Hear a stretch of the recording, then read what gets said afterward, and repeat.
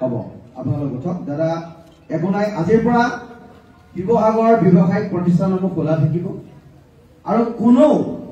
যাতে ইয়াৰ সুযোগ আৰু সুবিধা লৈ কোনো যাতে ব্যৱসায়িক গোষ্ঠীক পইচা পাতি ডিমাণ্ড নকৰে এই কথা 30টা সংগঠনৰ নেতৃত্বই কিন্তু বিচাৰ বিশ্লেষণ কৰিব লাগিব হ'ব আপোনালোক উঠক দাদা একো নাই আজিৰ পৰা শিৱসাগৰ ব্যৱসায়িক প্ৰতিষ্ঠানসমূহ খোলা থাকিব আৰু কোনো যাতে ইয়াৰ সুযোগ আৰু সুবিধা লৈ কোনো যাতে ব্যৱসায়িক গোষ্ঠীক পইচা পাতি ডিমাণ্ড নকৰে এই কথা 30টা সংগঠনৰ নেতৃত্বই কিন্তু বিচাৰ বিশ্লেষণ কৰিব লাগিব হ'ব আপোনালোক উঠক দাদা একো নাই আজিৰ পৰা শিৱসাগৰ ব্যৱসায়িক প্ৰতিষ্ঠানসমূহ খোলা থাকিব আৰু কোনো